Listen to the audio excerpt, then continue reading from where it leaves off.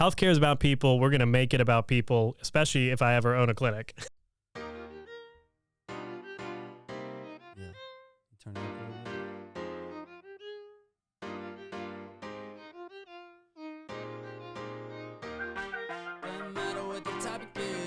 Welcome to Drop the Disc. Thanks so much for joining us today. You may have noticed we took a 2-week hiatus. Chris and I have been all over the place. I've been in New Orleans. Chris and I were just at a conference in Greenville. We are back. We've got some great episodes coming out, starting with this one. And this episode is a little off the beaten path. Rafi Salazar is a former clinician who has taken a lot of the things he learned and experienced in the medical system and is trying to help change them.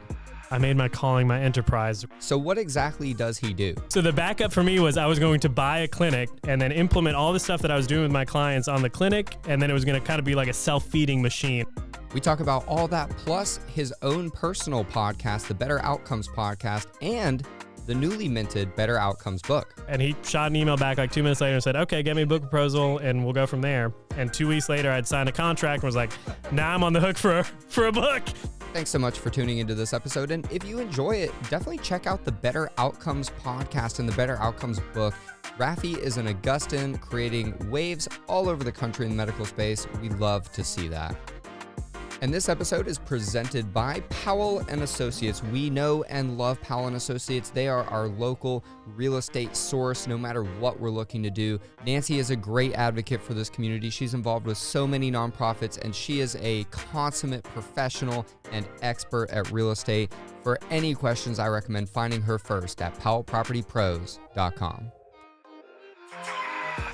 It's just another day on the road to be great. Got a list full of goals and so much on my plate.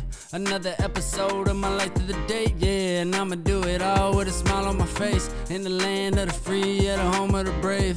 The only way you grow is if you learn from mistakes. And never stop the hustle, gotta keep up the pace. I ain't got time to waste, I got moves I'ma make. Yeah, it doesn't matter what the topic is. We gon' talk about it on Drop the Disc.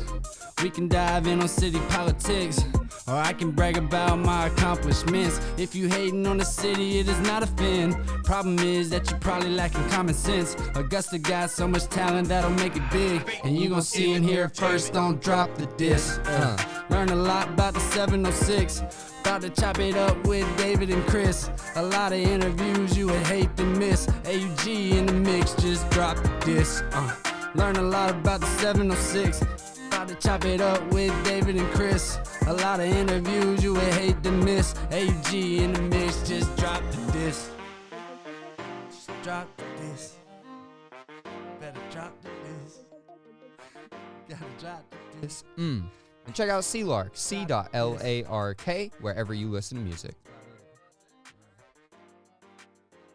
Hey guys, I'm Chris. Hey guys, I'm David. We are Drop the Disc podcast. Before we get started, our guest, who we are not introducing yet, is sipping on some Savannah River Brewing Company. Gotta shout them out. Yeah, have to do drinking it. some Blanc & Kong Check IPA. on the contract. Yep, We've done it. Check that. And I'm also drinking a Elijah Craig. Thank you, all equal parts. Oh, beautiful. Yes. How much money can we make in the first 30 seconds? Yeah, that's the plan. But anyways, without further ado, we are ready to rock and roll. We have our podcast juice flowing. And this is, by the way, I want to note this. This is the first, I think, correct me if I'm wrong, the first episode, and we always talk about Augusta is really big at the 3 M's, right? Military, medical, manufacturing. Right. I think this is our first medical guest. Technically speaking, yes. Jeremy Rugerberg, he's not really medical. He's not a but doctor. We can't give him that. He was a promoter. He was. Well, we have had Augusta Plastics. That's true. Okay. You know, yeah, Chris Ewart, shout out to him. This is a little bit different. This is a little different. So today we're here with Rafi Salazar. So Rafi, Rafi or Rafi?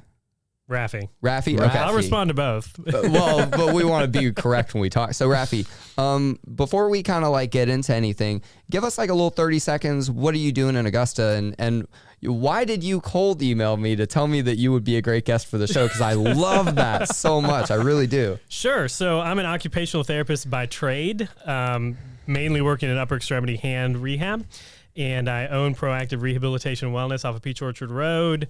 and recently wrote a book called Better Outcomes, A Guide to Humanizing Healthcare. That's kind of why I reached out to you. I was like, let's get the book out there. Yep. And you also host a podcast. I do, yes. It's called The Better Outcomes Show, where we explore the possibilities of a new healthcare. So our guests range from business folks doing mergers and acquisitions all the way to, I just had an interview with a guy doing artificial intelligence to analyze cardiac imaging. No kidding. Yeah, all over the place. No kidding. That's pretty cool. So Better Outcomes is kind of like your thing. That is the brand. The brand. Love that. Yeah. All right, we're going to get into that, but first we're going to take it all the way back, and we're going to start with our kind of like foundational question of the show, which is, are you from Augusta?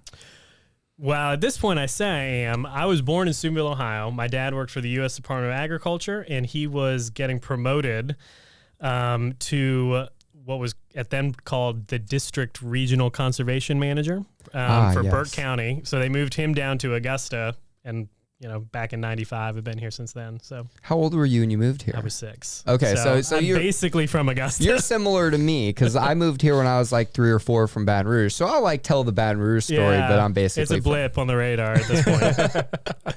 So since you're kind of from here, take us through school. Like Sure. what are the names people will recognize of where you went to school? Yeah, so I went to school at a small private school called the Augusta Community School on the south No side. kidding. Yeah. Okay. When I saw Salazar, I know the Salazar name because of Alleluia. Yeah. Yeah. We have a lot of Alleluia Yeah. guests, but usually they're musicians. Right. It's true. Yeah. We have created a bunch of musicians. Yeah. We've also created a bunch of doctors and PAs and nurses course, and that kind of of stuff. course, too. yeah. So parents, put your kids in Alleluia. Exactly. and priests. They'll be really good at music. Yeah. Or they'll become priests or doctors. Or Shout Worst- out Bobby Phillips. Worst case Yeah. scenario, they're a doctor, right? Yeah. Like, Worst case scenario. They'll either be good at music or a doctor, so you went to Alleluia. Was that pretty much your whole? Yeah. I went there in first grade and then went all the way through to senior year there. That's got to be crazy. And you're a doctor. You're an MD. No, I'm an occupational therapist. So technically I'm a master's of health science.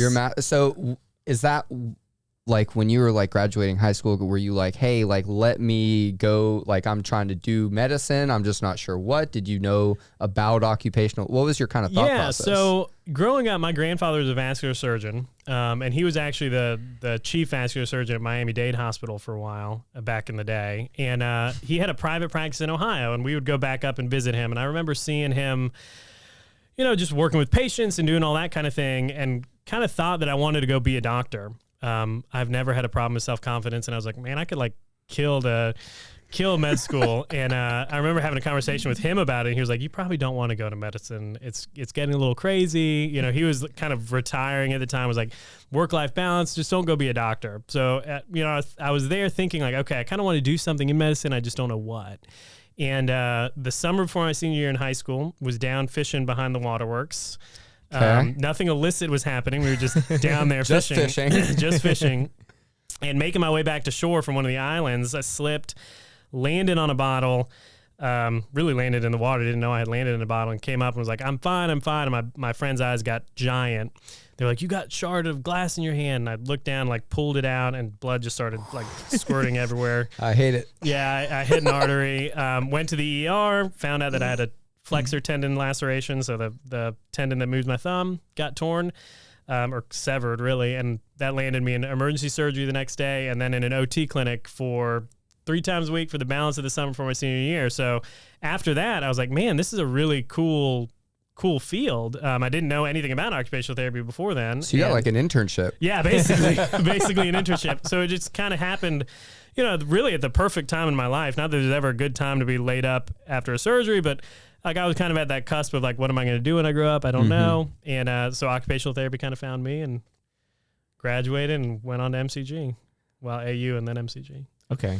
So you went to ASU. ASU. Okay, Yes, I was let's there just when get it. Let's my get it email right. was Let's at get it straight. augusta.edu. Okay. So, Yes, mine went from augusta.edu to GRU. yeah.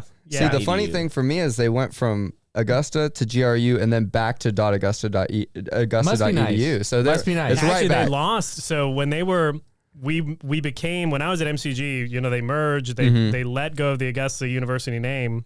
So they let go of that domain name. So it was augusta.edu. And then when they went back, Now it's aug.edu or something like that. Oh, no kidding. So somebody somewhere is sitting on that domain, probably waiting for some Benjamins for it. They're like, we need to stick with the name for 5 years Exactly. before we're going to buy this. Exactly, yeah. That's kind of crazy though. Like knowing what you're going to do from senior year of high school on, like that's not something that a lot of people can say. Yeah, that's probably true. I think, growing up, my dad being an immigrant, he came here in the 80s to go to engineering school and just never left. He was always big on like, college is an investment. It's not a time for you to find yourself. So unless you have a plan, there's no reason to go. Like you can go work construction or something else. And I was like, okay, well, I definitely don't want to be roofing in the heat in Georgia. And it just, I had just gotten this injury and was in an OT clinic, and it just kind of made sense. I was like, okay, I'll just kind of take one step in front of the other and kind of see where it leads me. It took you all the way to OT school. Took me all the way through OT school, yeah. So what was your first job out of school? Well, my first job out of school was a short 6-month stint with a company called Select Medical Corporation. And I was in there, not at the specialty hospital down here. I was in their therapy contracting department, which basically Select Medical Corporation would lease out their employees to nursing homes to cover the OT, PT work that needed to be done. So I was in charge of 2 nursing homes. And for a new grad, it was a big responsibility. 2 nursing homes with like 150 beds between the 2 of them, like 6 or 7 OT assistants that I was responsible for. It was a lot. Wow. And I did that for 6 months while I waited for my dream job to open up, which was the Department of Veterans Affairs, working in their hand therapy clinic. So ended up making that jump 6 or 7 months later. Hand therapy. Yeah. That sounds familiar to what got you into it. Yeah, that's kind of what got me going. I wanted to go into OT school so I could be ultimately a CHT, which is a certified hand therapist. And life has taken me in different directions. I never really took that test. And you were telling me though, walking up here, or riding the elevator up here, we can't take credit for walking, but there were no steps involved. you were telling me you were 23, you got your license, and then you got married. You did all this like back to back to back. Yeah, so I graduated or finished my last clinical rotation in September, sat for my boards on like the 14th or the 15th of September, turned 23 on the 23rd of September, and then got married to my wife, Natalie, on the 29th. So it was like boom, boom, boom, 3 big life events in like 3 weeks. What a month. Yeah, Shout crazy. out Natalie. And yeah, exactly. And the month of September, we're going to be releasing this in October, but I'm glad we caught you in this right this end, great month. Yeah, tomorrow's my 10th year wedding anniversary. So Congratulations. Congratulations. Yeah. So let's talk about, so you ended up going to the VA. Yes. How long were you there? I was there for about 4.5 years, about early 2013 to the tail end of 2017. Okay. And what took you away? So I was fairly ambitious growing up. We listed 3 companies that you have when you started. Yeah. So I still am a fairly driven individual, and at the time, at the tail end of my career at the VA, I was the lead clinician. So I was managing a team in an outpatient specialty clinic. Basically, anybody that had any kind of weird thing or a surgery. So you couldn't get fixed by primary care, couldn't get fixed at the ER department. You came through our clinic for upper extremity stuff. And I was like, man, I really kind of want to rise through the ranks. My dad was a former federal employee, and he told me all the time about federal retirement and the benefits, and if you do well, you'll be taken care of. So that was kind of my career goal, was to make myself a career government employee. Get that retirement after pension, 25 get years. the Yeah, benefits. exactly. Get that FERS retirement. And so that led me to go into what they called it the Augusta Leaders in Action program. It was a leadership development program at the VA. And I was basically told that if I went through this training that I would get promoted. It was all but assured to me. And I went through the training and got passed over for a promotion by somebody who I was clearly more qualified for, but they had like 3 years more of service. And I was talking, the way they had this program set up was they like hooked you up with a mentor. And I remember like talking with my mentor about this, and being like, I just don't understand why I got passed over. Like, I understand the seniority thing, but it should be merit based. And he's like, oh, that's not how the federal government works. And I was like, oh, then I don't want to work at the federal government anymore. And that week I ended up started looking for jobs, and it was early days of LinkedIn for me anyways. This was 2017-ish. And my dad had always been like, go get on LinkedIn. Everybody's on LinkedIn. I was like, sure, whatever. Your dad he's connected. Yeah, no, he knows is. what's up. Yeah. So I got on LinkedIn and got connected to another like a connection of a connection who was doing a job, he called it, in Georgia, and wanted an OT consultant. And I was like, well, what is an OT consultant? And I reached out to him. We had a conversation, and basically they were sitting on a $5 million a year consulting contract with the Department of Behavioral Health and Developmental Disabilities. So they were transitioning people out of state hospitals and state institutions and like setting them up in the community. And they needed an OT on their staff to do like home assessments and stuff that was way out of my comfort zone. But I was like, you know what? This sounds pretty cool. Okay. So I ended up leaving the VA to become a healthcare consultant. And I did a lot of it was like policy analytics for the department. I did a lot of programmatic development, standard operating procedures. So you kind of moved away from like patient care. Yeah. So I was out of patient care from 2017 to 2020 when I bought the clinic. I mean, I would interact with some of the individuals. I did a little like clinical assessments and clinical recommendations, but I was not involved in treatment for 3.5, 4 years there while I was doing consulting. I did a lot of the business stuff, right? The internal marketing, the messaging, the education and training, all of that kind of stuff is what I did. Leadership development, and then ended up purchasing Proactive at the end of COVID because the contract went away, and I was like, what am I going to do? And there was a clinic that was for sale. So who decides when they're getting their next job, when their contract is ending, and you're in your early 30s to buy a clinic? Like that's not typical. Yeah, it's true. Hubris and a couple beers, maybe. I don't know. So I had, over the course of 4 years being a consultant, I was basically self-employed. I mean, I was contracting for this firm, but I was also picking up side jobs, and I was doing marketing projects for small health clinics across the country that just needed, like, they didn't know how to do Facebook ads or something like that. Some of them didn't even know how to like manage the onboarding process and patient experience and patient engagement. So I was doing that kind of work, and I was like, man, I could probably make a run at this as a consultant, right? And I was like, well, I want to have a backup. So the backup for me was I was going to buy a clinic that was already functioning. Yeah. And the idea was I was going to buy it and then implement all the stuff that I was doing with my clients on the clinic. And then it was going to kind of be like a self-feeding machine, right? Like I'd have this clinic that we're doing innovative things at, and then I could also take that and translate that into patient into client work. And we've kind of done that a little bit. And the other part was I really wanted to get back into clinical care, and I did not want to work for one of these big corporates that was like, you have to see 15 patients a day and crank them out like a conveyor belt. I felt very strongly that patient care is the fundamentally is a relationship between the clinician and the patient, and all of that other stuff that comes in with big corporate medical. The big corporate medical industry is just people are numbers on a spreadsheet. You're just cranking them through a checklist. It's more about volume rather than quality, and I didn't want that. So the only real way to get that was to own my own clinic. Stick around. We'll be right back with more of Rafi Salazar. When was the last time you had a nice cold beer? Not just a nice cold beer, but a nice cold local beer. That's right. Savannah River Brewing Company is brewing new beers every week, every month. You need to check them out. Go ahead and follow them on Facebook or Instagram, and you can literally stay up to date with what they have in their tap room. It's beautiful weather outside. I think false fall is over, and it's now cooler. So go out and enjoy a nice cold beer at Savannah River Brewing Company.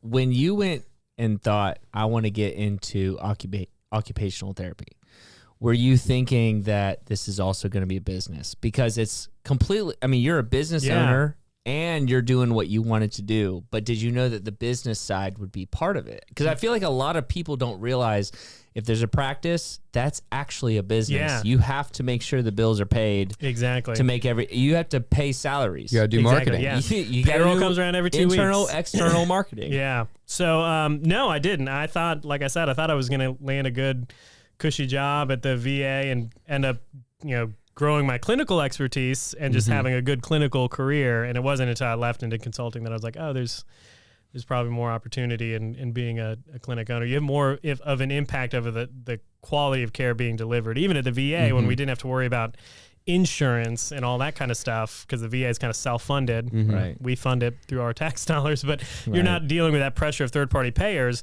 You're still dealing with the sheer volume of patients and a big bureaucratic machine that you're trying to change. So by necessity, wanting to do and deliver healthcare the way I wanted to deliver it meant that I needed to run the show, so to speak. Did consulting, is that what made you like passionate about this, or what made you passionate about this? Yeah, that might have been part of it. Consulting definitely opened up my eyes to the possibility of doing it. But it was really working with the vets at the VA and seeing the profit incentive wasn't there at the VA, so it wasn't it was a different dynamic, but it was a big bureaucratic machine. And what I saw was, especially in this leadership training that I was at, we were getting certified in like Lean Six Sigma stuff, which is basically all project management for it's based out of the industrial revolution and stuff like that. So you're talking about operational efficiency and improving things by percentage points, and looking instead at of like practicing medicine. Instead of looking at the person sitting in front of you, you're looking at 3 or 4 spreadsheets with pivot tables, and you're making decisions that ultimately impact human beings. But the people that are making the decisions don't see that. They just see that they did this, they inputted this equation, and now the numbers got better by 5%. So, being on the back end of that and seeing that, and then kind of thinking about healthcare and the problems that the vets that I was treating were experiencing, it just became very apparent that the reason that they were falling through the cracks, or patients weren't getting the care that they needed, was because of this kind of big bureaucratic mess that was built around volume and really making decisions based off of numbers and not off of people, really. So that kind of shifted my gears, and I was like, okay, healthcare is about people. We're going to make it about people, especially if I ever own a clinic. So you get the clinic, and you're kind of affecting that change how you can, and then you're consulting, so you're trying to help other people affect that change. Exactly. How does this go into the third brand that really you have, which is the Better Outcomes brand? So when does that come in? How does that start? Yeah. So, we were sitting on this contract with the Department of Behavioral Health, and, life was good. I was making more money than I needed. By the way, this is super crazy that we're talking about you having these 3 businesses, and all of them have started in the last 5 years. Yeah. And they're all like, we'll see if they last another 5 years. They're not fledgling though. These are like businesses. Sorry, go ahead. But I just think that's crazy. So we were sitting on this contract. It was pretty good money. And then COVID happened. We didn't really know what was going to happen there at the beginning, like in March, because there was still a lot of road work that needed to be laid in order for the department to kind of pick up from what we were doing. We were basically managing, as a team, we were managing all of the clinical operations and the transition work that was being done for the department. And probably in mid-June, we got a call, and it was really just a budgetary issue. The state of Georgia had to find so many $1 million because of the tax shortfall that they had, and that just meant our contract went away. So I was sitting there thinking, like, man, what am I going to do? I thought the goal was to buy a clinic and then use the revenue stream from the consulting to kind of feed that clinic until it was self-sustaining. So like, well, now I got to figure something else out. I need to find a way to get clients, basically. And one of these people that I was involved with, it's called Win Without Pitching. Shout out to you, Blair Enns. They're out of Canada. But I did love Canada. Exactly, shout out to Canada. Yeah. So I did a training with them, and they talked a lot about, they help people with expertise, creative experts, basically drive business for their agencies a lot of times. But I got involved with them doing some training, some sales and business development training. And one of the things they said was, well, you need to develop so much content per month. And the reason you need to do that is because that's how, that's how you craft your point of view. That's how you drive business, especially in the consulting and the expertise field. You get business because people find you and they resonate with whatever your point of view is, and you bring that point of view to bear on your clients' businesses, right? And that really resonated with me. I was like, okay, so how can I create content? And one of the suggestions they had was, a podcast, because then you get to basically have conversations with people that wouldn't otherwise give you a minute of their time, and you can have interesting conversations. Yeah. And it just creates a network, right? So I was July of 2020. I was like, I got nothing going on now. I was a professor at the university at the time, but I knew that was kind of fading out. Yeah, I kind of glossed over that. I was a professor for a while. What were you teaching occupational therapy? I was teaching in the occupational therapy department at AU, and I knew that I didn't want to do that full time. Basically, because the way that the Georgia Regents University system worked was like everything that you made outside of the university, they took a cut of. They like own you. They own your brain, basically. I didn't realize that. All of the intellectual property you developed. And at the time, I had intellectual That's property crazy. that was licensed to some people, and they wanted a cut of that, even though that I had developed it prior. Yeah, it was just... we could never come to agreement. So I knew that I was going to have to leave. I just didn't know when. Were you full-time? I was full-time for a matter of like 6 months. I took the full-time position in May of 2020. I'd been there part-time. Took the position in May of 2020. We lost the contract, and then I bought the clinic in like September, October of 2020. So I was only there full-time as an assistant professor for 6 or 7 months. But I'd been teaching in the department since 2015 on and off. Okay. So anyways, all that was going on. Yeah. And what did I say? What was I saying? Something about... We got lost in all the jobs. No, there's so many things. So many jobs. So you started the podcast. So I started the podcast, and really I did it because I wanted to speak to people that were doing cool things in healthcare. So like my first couple guests were somebody that did artificial intelligence with a video system. So his system you'd put it on a webcam and it would videotape somebody moving, and then it would tell you like all the little movements and all the joints and kind of where the variations were and if there were any asymmetries from left side to right side, and then you could basically develop a treatment plan. So it was super, super cool stuff. And then one thing led to another, and a lot of the guests that we've had on the podcast have been people that I've been able to refer business to or have referred me to other folks for business. So it was kind of a self-feeding. It was something that allowed me to have really just interesting conversations with people that I wouldn't otherwise get to talk to. But then it also kind of drove the business a little bit, which helped in that short time when I was purchasing one business that at the time was losing money because it was the tail end of COVID. And payroll's due no matter what, whether you lose the money or not. Your employees need to get paid. So the consulting work was kind of feeding into the clinic during that time, and then obviously now we're in a different position. Stick around, and when you stick around for these commercial spots, you help us support local business, and that's really great. So thank you so much for staying tuned and listening. And right now, of course, I'm going to tell you about Augusta's local nonprofit innovation center, and that's the Clubhouse. And there's this actually really cool program that they do called Founder Circle on Wednesday mornings that I love going to, where different business leaders can meet up and share problems. But that's not the only kind of programming they do. They do a monthly Beers and Bites where you can come out and it's exactly what it sounds like. You get some beer, you get some food, and you learn about what's going on in the community and network with other people that also want to learn the same things. And of course, they're an incredible opportunity for small businesses, people that might need some office space, need to get out of the house. The Clubhouse is a great place for businesses and for people that want to get involved in the community. If you want to learn more, check them out at theclubhow.se. And I actually highly recommend joining their newsletter. I get it every week, and Eric does a great job writing it. And you can sign up for that on their website too at theclubhow.se. So you started the podcast in 2020. Yeah. And then... And real quick, what is that podcast called? Can you please tell the It's called The Better Outcomes Show. Okay. You can find us basically anywhere. And is iTunes, it video Spotify. and... Or It is just audio. Okay. I mean, we've done some video stuff, but Hey, we might Drop be the Disc is just audio. we might be Nothing wrong with exploring it. video in the future. We'll see. Very cool. And you interview people like all over the world. Yeah, I was just talking with somebody that was outside of Israel doing some tech, maybe somebody outside of New Zealand a couple weeks ago. So people from doing interesting things. And it's not so much a podcast like in a very specific niche of healthcare. It's kind of wide ranging. So Okay. Has he had Indy on?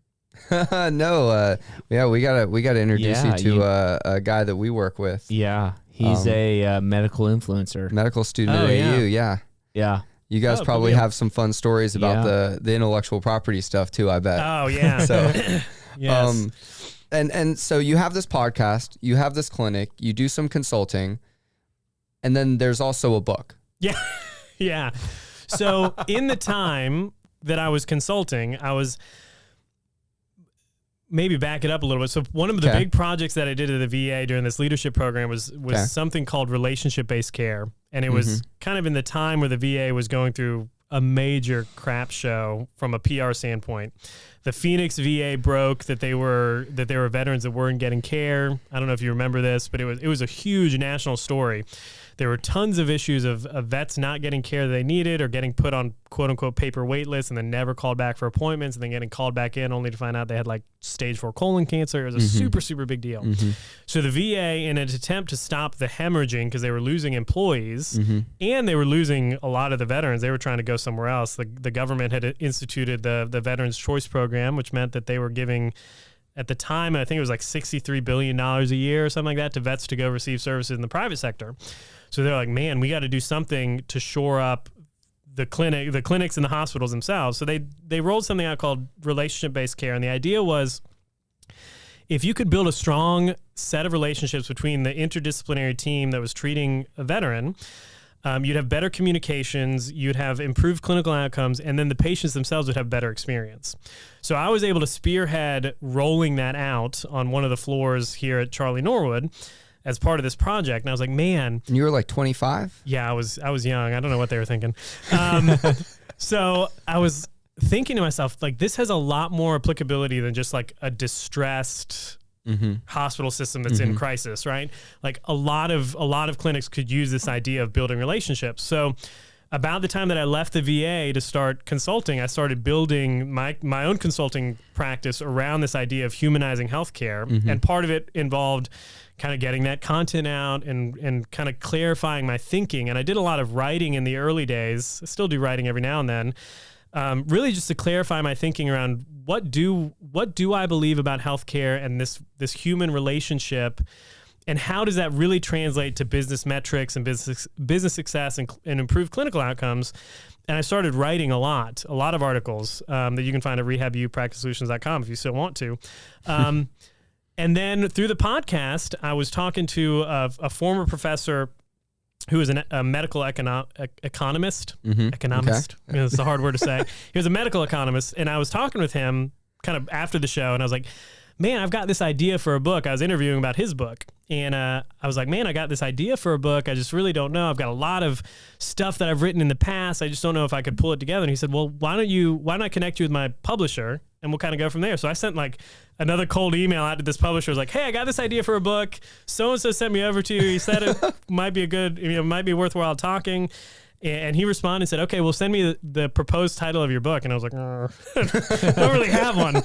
So I was already doing the Better Outcomes show. So I said, well, we'll just call it Better Outcomes, A Guide to Humanizing Healthcare. And he shot an email back like 2 minutes later and said, okay, get me a book proposal and we'll go from there. And 2 weeks later, I'd signed a contract and was like, now I'm on the hook for a book. Now you got to write the book. So I took a lot of the stuff that I'd done previously and kind of expanded upon it and blew it out into a full-length book. So the book itself is called Better Outcomes, A Guide to Humanizing Healthcare, and it's 8 commitments that healthcare organizations should make in order to return the focus of healthcare from numbers and spreadsheets to people. And that's the whole point.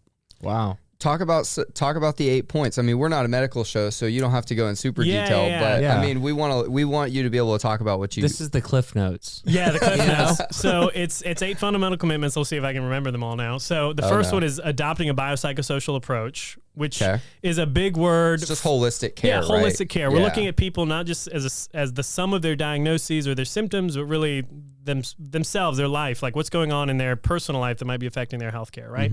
Or their health outcomes.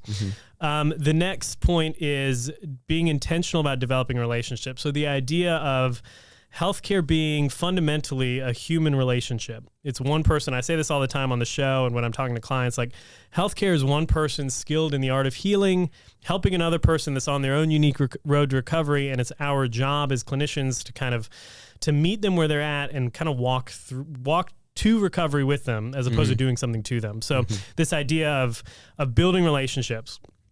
Then there's the idea of looking at true value and focusing on other ways that we can measure effectiveness as healthcare providers other than volume and productivity. So there's a chapter in there about value-based care and about kind of what you can do even if you're stuck in this my clinic is getting reimbursed by third-party payers, by insurance companies. But we still find a way to make sure that we're prioritizing patient goals. And it's kind of about that. What we're on 3 here. So 4, I think, was on putting people ahead of policies and procedures. So again, this idea of, because a lot of this is like universal. Like you could take this to a business and you could apply this to a business. Yeah, so you're talking like in big healthcare organizations, they're making numbers based off of spreadsheets and improving efficiency without really looking at the impact on the subjective patient experience. Right. So it's that idea of we're going to put people ahead of policies. Not that policies and procedures are bad; they're wonderful. Yeah, but the point is that if you meet somebody that falls outside of the parameters, you should be able to bend the rules a little bit. Like a perfect example of this was at the VA. Regardless of what was going on, if a patient wanted to see orthopedics, they had to go see physical or occupational therapy for 8 weeks first. 8-week time frame. Now, the reason they did this was because orthopedics was backed up and they wanted to kind of give them some lead time. But we would have patients that would have like an MRI of a documented like full rotator cuff tear with like, it was irreparable. We knew that there was nothing we could do for them. And they needed surgery. They needed a reverse shoulder replacement, but they would still have to wait 8 weeks before seeing orthopedics, and not that that's like, that wasn't even like 50%. It wasn't probably even 10% of the patients we saw, but it was still individual people who were materially being damaged by this policy, where if you could just look at it and say, okay, this is like 1% of the patients we're seeing really fall outside of this, we should just push them through. The VA was not willing to do it because it was their policy, right? Outside of that, you've got focusing on patient engagement and experience, which is just the idea of really the engagement. Like people should be actively engaged in their healthcare. They should be active participants in their healthcare, making decisions, setting goals, having discussions with their clinicians about what they want to achieve out of whatever kind of treatment they're seeking. Plastic surgery or orthopedics or physical therapy. I think that's 5. Then we've got communication with patients, clear communication with patients, because again, that's super important. I view the value that healthcare providers bring to the table in any patient engagement is not what we do. It's not our treatment. It's not the injections. It's not the surgery. It's knowledge translation. Like what we do as healthcare providers is educate people and empower them to step into the driver's seat or sit in the driver's seat, I guess, of their own healthcare, right? So that's what we should do. And then from there, we're really talking about leading patients. So this idea of not being this kind of hierarchical thing where it's the clinician telling the patient you're gonna do this, but really leading them. This is what you need to do. These are the goals you've set. This is how I see it through my clinical lens. So let's come up with a plan, and I'm going to help you get there. So the whole book is kind of around this idea of ultimately building a strong relationship with patients or between patients and clinicians, and then leveraging that relationship to improve outcomes down the line. Right. And who's your ideal listener or reader? The reader. Who are you writing this for? Exactly. Yeah. So the book was written for anybody who's a frontline clinician or anybody who's making decisions in healthcare. So if you're a manager of a department or you run a small practice or you're even, heck, if you're a CEO of a hospital, the ideas kind of ring true no matter what. Because again, it's all about the fundamental, to use business speak, the end user, the end recipient of the service, which is the patient, right? Well, talking about business, like I mean, I could see multiple different types of companies being able to read these concepts too and utilize them. Right. I mean, even down to holistic care. Like if you don't care about the outcomes of your consumer, even if you're a marketing company, if you don't care about the success of your campaigns, you're going to have some problems in the long term. That you're creating for yourself. Yeah, and I say that in like the intro of the book. I'm like, none of this is like groundbreaking. I'm not discovering a new solar system here. I'm just taking what should be good business and applying it to healthcare, right? Sure. Fundamental principles and applying them to healthcare. Don't go anywhere. We'll be back to finish our interview with Rafi Salazar. And if you're curious about the Drop the Disc podcast, how everything works, maybe you have some cool ideas for a production that you want to do, go ahead and check out getupproductions.com. Get Up Productions is a company that Chris and I started to help local people become creators. So if you have a great vision, maybe just a cool idea, or you're just curious to see our studio space, check us out at getupproductions.com or shoot us an email at info@getupproductions.com and see if you can learn more about becoming a creator in Augusta, because we can't tell everybody's stories by ourselves. I want to ask about one other piece of healthcare that you've been involved with, but not as much directly. And honestly, it's really to educate the people that are listening, because when I heard this talked about, it blew my mind because I had no idea. And that's the idea of direct primary care. Oh, sure. So I know that you don't do that, but you worked with a clinic that does it. Yeah. What is it? How does that work? Because that's something that's coming in that's getting bigger in Augusta. Yeah, you should get them on the show. Welcome Health. So direct primary care is the idea that instead of having to deal with an insurance company, because a lot of times it stemmed from this movement of primary care physicians just getting burnt out. They were tired of having to spend like only 7 minutes with a patient. Like, what kind of quality care can you deliver in 7 minutes? But they're doing it because they're getting paid so little. They have to make it up on volume.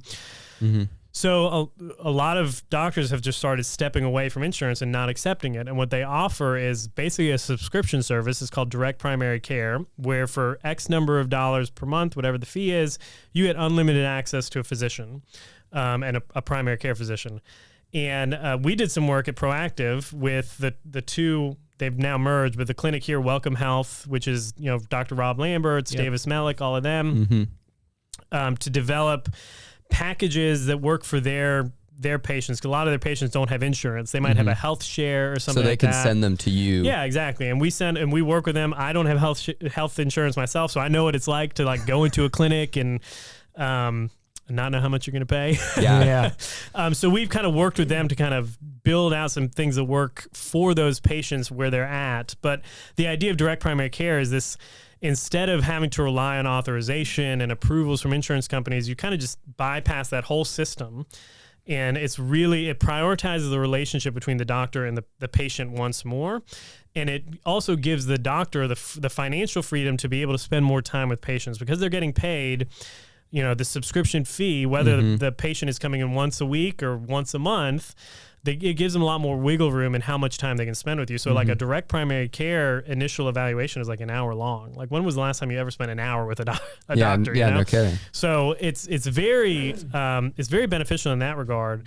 And then it also, like, from a value standpoint, it really is true value-based care, because value-based care at the end of the day prioritizes the relationship, because that doctor is invested in making sure that you continue paying your subscription, right? So he's going to do whatever he or she is going to do whatever they need to do. Puts everybody on the hook. Exactly, yeah. So it aligns all the financial incentives. So instead of the doctor working for the insurance company, which is how it is in most places, they're working for the patient. If the patient's not getting the outcomes they want, then they're going to another doctor. They're going to another place. Right.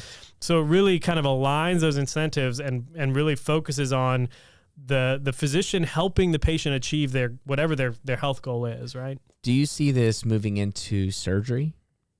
It's a little difficult. Yeah, I'm sure it's difficult, but just is that if this is a accepted? Like, would it get outside of primary care kind of thing? Right. Yeah, it becomes a little difficult outside of primary care. There are options out there. Like, there are bundled payments that are happening where, like, insurance companies are paying a lump sum for a surgery or for a course of care. I do think that there's going to be some level of subscription. Doesn't sound good in healthcare. Subscribe to surgery is not. But this idea where you almost have like a relationship with an organization that you're paying into, almost like a network, right? Right. That you get access to this pool of clinicians, and maybe the surgery that you pay for is outside or an additional cost, but you get the pre-op appointments or the evaluation or the medical opinion from other licensed clinician that's has expertise in that area. That sounds like what insurance is supposed to be. Right. Yeah. And I'm just curious about all this. So we have a primary care physician for referrals if we in the future. It's like an investment that we have, that it's okay, we're getting older, we have this other issue, we'll go to our primary care doctor to give us referral to push us up into the line. Is that something that this kind of concept? It kind of bypasses all of that. Okay. So in many states, there's something called direct access. Now, it depends on your insurance company, so I'm not going to give you like health advice here, or health insurance advice. Disclaimer, yeah. You'll have to check with your insurance company. But there is no law requiring a physician referral to go see any specialty, right? So a lot of folks like myself who don't have health insurance, or people that have these PPO plans that they don't require a physician referral, can just go directly to whatever specialist they want to. We get a lot of patients at Proactive that they reach out and they say, hey, I've got knee pain or I've got shoulder pain, whatever it is, can I come see you? And if their insurance allows it, we're like, yeah, absolutely. There's nothing preventing you from coming to see us. And many people just don't see that. They don't know that. If you have like an HMO or a restrictive like managed care plan, that becomes a different ballgame all in and of itself. But yeah, the idea of direct primary care, direct healthcare services, kind of bypassing some of that gatekeeper role of the primary care is definitely a real deal. It's pretty cool. I have a interesting question.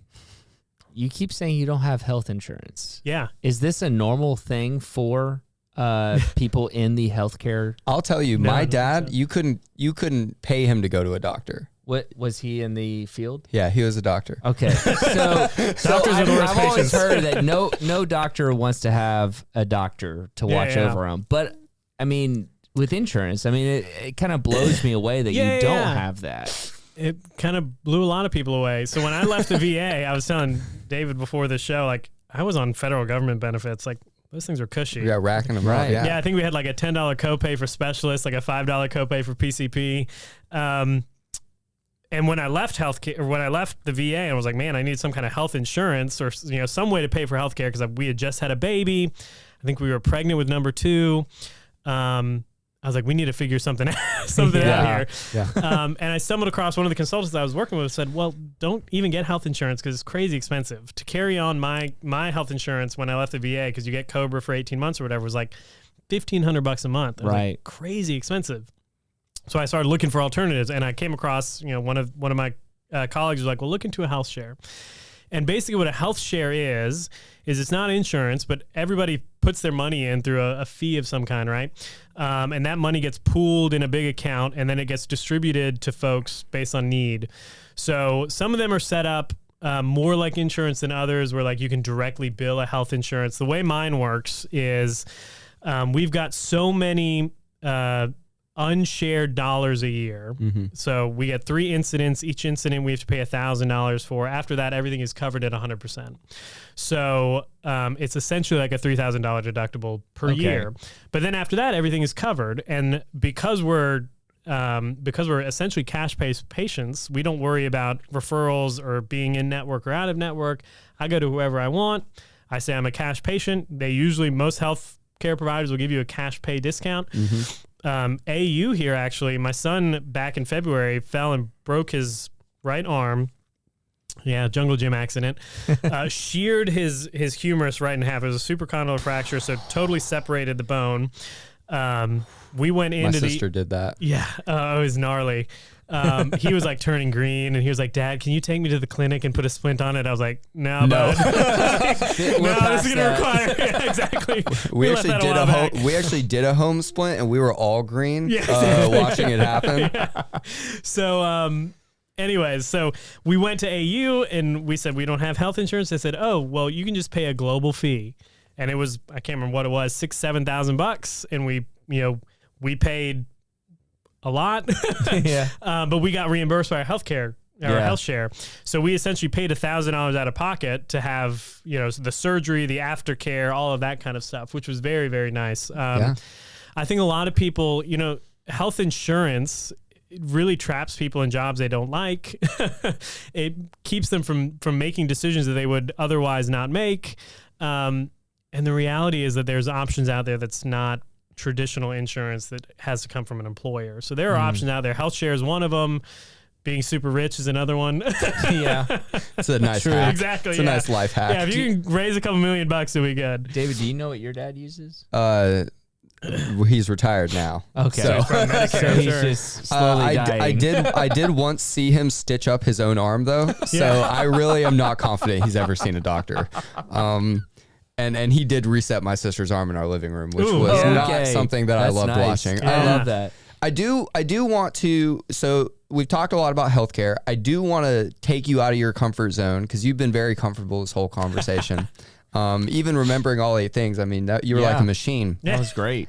So our show's about Augusta, and we got to do a little bit of Augusta. Oh, of course. Got to do a little Augusta. So you're so busy. I mean, you're insanely busy. It's crazy. Although the book is out, which is probably a relief. Yeah, it's taking a load off. If y'all didn't hear David laughing, just chuckling the whole time, that was because he's just impressed. My mind is blown. Yeah, He's it's impressed. insane. So what is it? So when you have free time, whenever that may be, what are the things around Augusta that you like to do? Yeah, I love.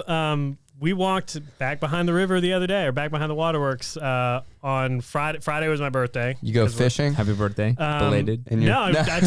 I took all 5 kids and the wife, and we walked down to the I don't know what they call it anymore. The clearing. We called it Deadhead growing up. I call it the grassy knoll. The grassy knoll. Yeah. So we went out there, had a picnic. So we do that a good bit. We're always downtown at the Riverwalk or walking around downtown Augusta. What are the restaurants? Where can we find you?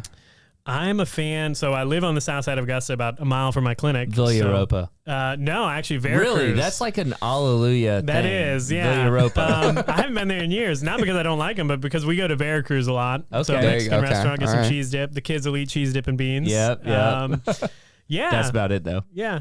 Yeah, there's not much on the south side other than that, unless you want like Checkers or something. So yeah, Veracruz down in south side, and then we're kind of always up for stuff around the area. We spend some time in Aiken every now and then, looking at horses. And do you like Asian food? Yeah. You can say no. Okay. Yeah. If you're on the south side, a place called Happy House. You know what? I just had a patient who worked there, and she was like, "Oh, you need to come by. It's the best food in the area." It's so good. It's so good. I can't. I mean, I had somebody who's associated with an Asian food business downtown. I'm not gonna expose them. I had them tell me that this place was miles better than their own restaurant. Oh wow! And so I went there, of course. So I don't like Asian food, but I'm gonna text my wife right now. You gotta put it on the list if she wants to get it. You gotta put it on the list because I'll pick it up. And I only got one more question, but sure. you're self-described as being very like you have all these ambitions, you have all these places you want to go, things you want to see.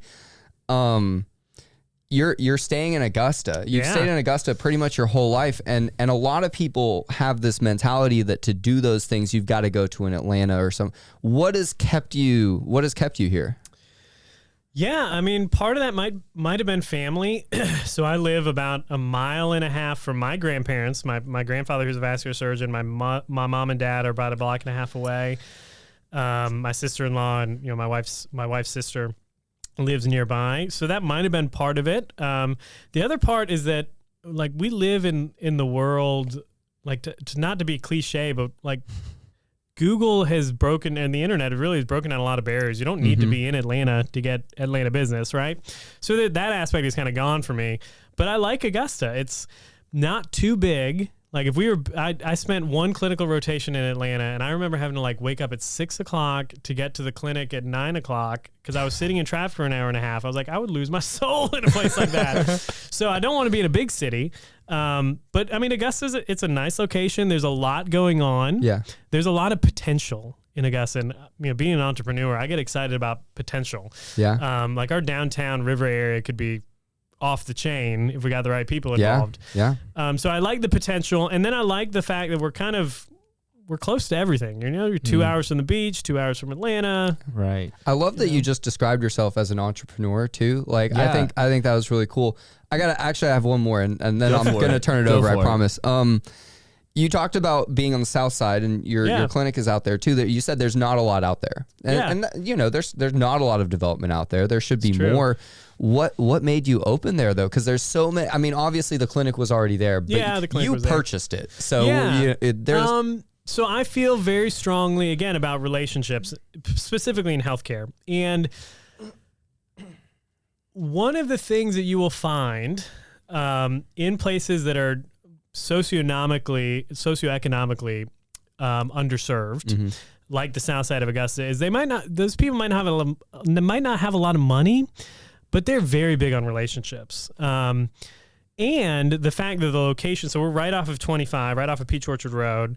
There's basically nothing between us. Like we're right at the circle of 520 of Bobby Jones. There's really nothing between us and Waynesboro. So from It's a very from a developed- strategic standpoint, it makes a lot of sense because we get a lot of patients that I think last time I ran the numbers, it was like 39% of our patients actually come from outside of Augusta proper. It's like Rennes, Waynesboro, some Hepzibah, because we cut off about half of their driving distance. Like instead of driving into the medical district, they're driving to see us. But then because we are kind of removed from some of that crazy hustle and bustle from the medical district in and of itself, it's just a little more chill. Like our clinic looks like a house, which I kind of like. We got a very family, kind of family orientation going on, and we get to spend a lot more time with patients. So, and I feel again very strongly that healthcare for me anyways was more of a calling than a career. I made my calling my enterprise, to quote somebody else. And part of that to me really involved and really included kind of serving those that would not otherwise get services. So this clinic was about to go under because it was the tail end of COVID, and they were ready to retire, and their options were either sell to a big corporate who was going to liquidate the building, liquidate the assets and everything, and basically it was going to be an acqui-hire, or close up shop and retire before I got on the scene. And so just something about it was like, oh, you know what? There was just part of me that was like, man, this is something that was doing really good. It was really meeting people's needs, and it's going to be gone. So there was a piece of me that really wanted to, I grew up on the South Side. I live on the South Side. Like I want to contribute to the community that I was from. Love that, man. Thank you. I've got a question. So a lot of the students at AU, they are part of a medical community because we have got 3 hospitals exactly in one area. We've got multiple private cares. We've got multiple, dentist offices all over. It's so when you were at AU, did you feel like you should open and have your own business here? Like there's a lot of competition. There's right? a lot of competition. Was it worth it to you at the time when you were there? And I know that's pushing it back in your college days, but I mean, what made you decide it's worth it? I'm just because we have a lot of AU medical students that listen to this, and they might be thinking this in the business mind of I want to open up my own practice, even a dentist practice. Yeah, exactly. What kind of advice would you have for them that have that ambition to do that here in Augusta and not do it maybe in their hometown or maybe somewhere where there's not a lot going on? Yeah, I think so. I built a career on this idea of personal, individualized, humanized healthcare. It by nature is less profitable than big volume healthcare, right? So not to rag on them so much because there's a market for people that just want to come in, get whatever done and leave, right? Like there is a market for that.